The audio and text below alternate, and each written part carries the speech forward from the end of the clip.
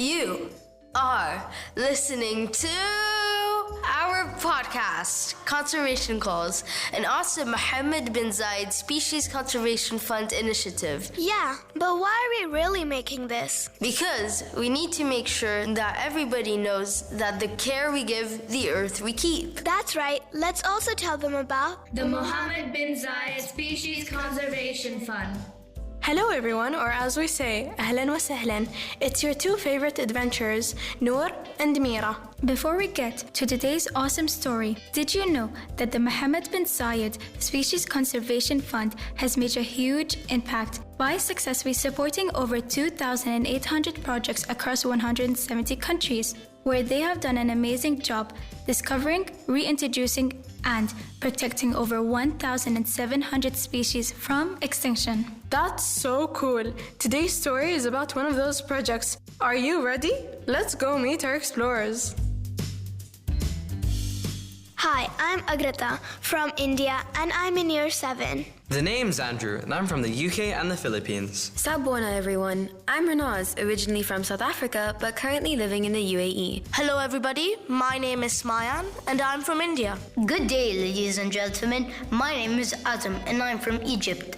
Hi, this is Mira and I'm from the UAE. Hi, my name is Noor and I'm from the UAE. And I'm Wanya from Pakistan.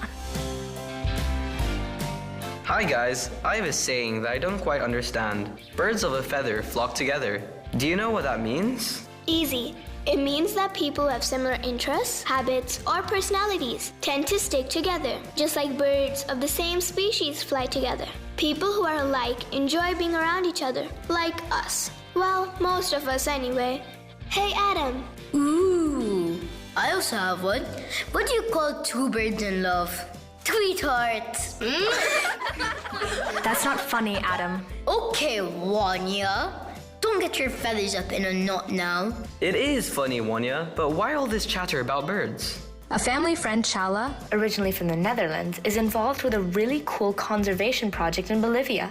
His story was so inspiring, and I thought would be perfect for our next Conservation Calls episode. Going back to 6 degrees of separation from our previous project, it turned out that the Mohamed bin Zayed Species Conservation Fund also supported his project. My name is Cholo Boersma.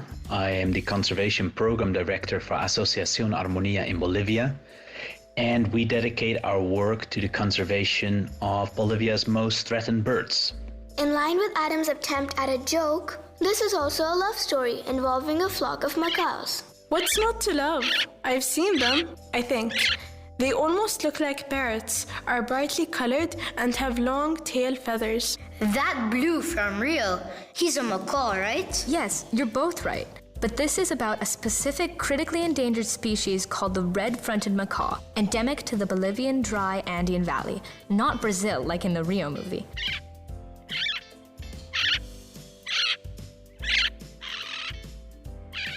After I heard Chala's story, I did a bit of research and wow, they are beautiful. But sadly, there are only about 1,200 of them left. Because they're so beautiful, people sometimes capture them and sell them illegally as pets. Plus, they face a bunch of other threats too. As a red-fronted macaw only occurs in the Andean highlands of Bolivia, it is very susceptible to habitat loss. Most of the original dry forest habitat is now being very fragmented and is found in a degraded state due to long-term human activity. The macaw's natural food source are becoming scarce as fruiting trees are being harvested, and their natural regeneration is almost stopped due to unsustainable goat management. Goats are literally eating away all the little regenerating seedlings. Goat as in Ronaldo? No, Adam, the goat as in an animal. Besides, the football goat is messy. But back to the threats faced by the red-fronted macaws. With very little natural food available, the macaws tend to feed on peanut and corn crops as an alternative food source. And of course, then they are seen by the farmers as a pest. And many of these birds are being poisoned, killed, and even trapped. Trapping birds should not be allowed.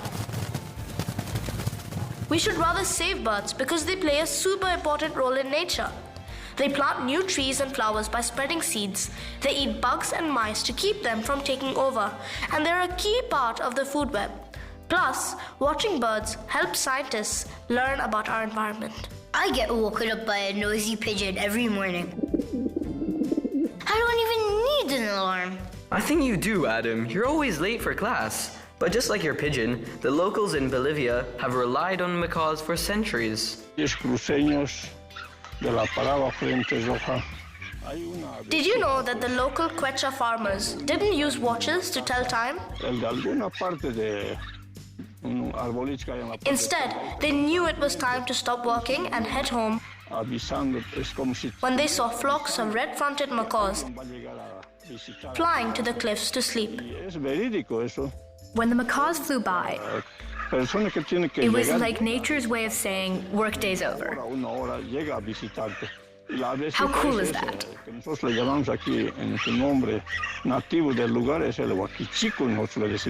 Esa avecita es el que nos avisa para cuando uno tiene que llegar a visitarnos. Eso sería. Animals often play a small but super important role in our daily lives, and this is just another cool example of that. But it's also a bit sad that such an important and beautiful bird is at risk of going extinct.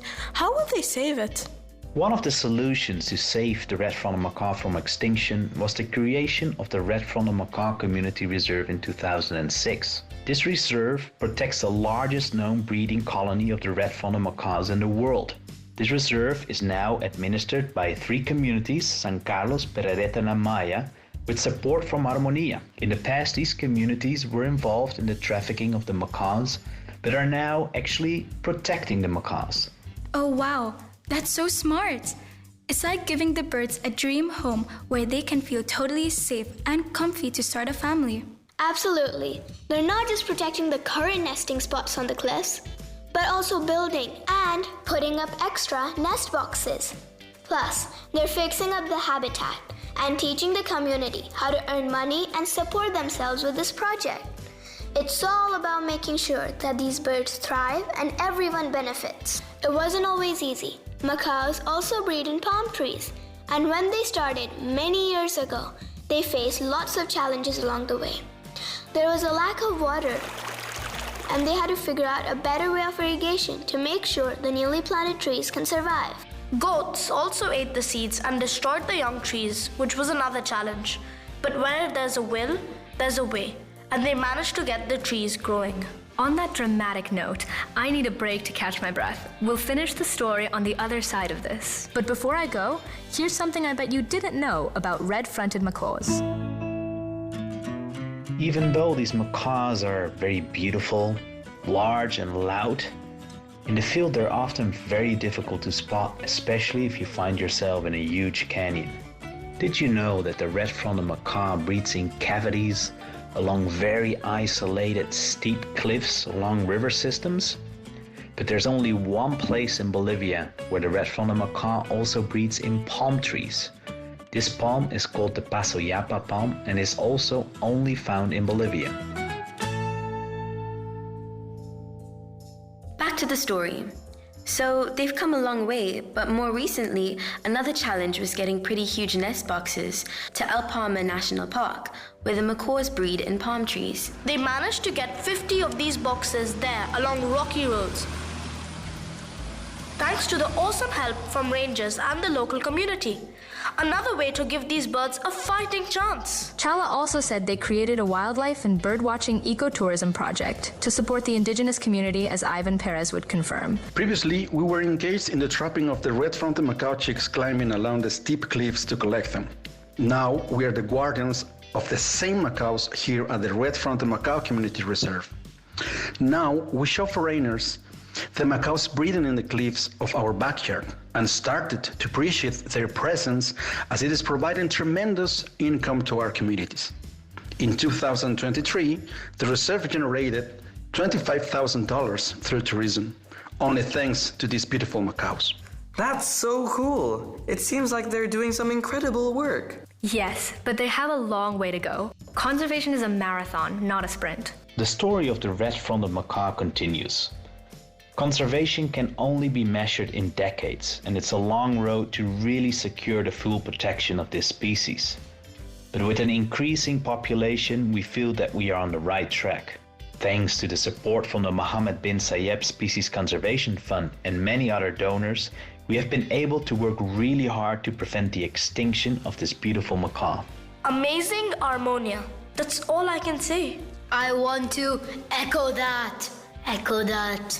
Echo that. How awesome! We learned about a beautiful bird in Bolivia and how people are super important to protecting it. Plus, with the help of the local community, they're not only saving the species, but also earning money to support themselves. Total win-win. Thanks, everyone. Remember, the care we give, the earth we keep. This concludes this month's episode of Conservation Calls. Stay tuned for next time's awesome story. This is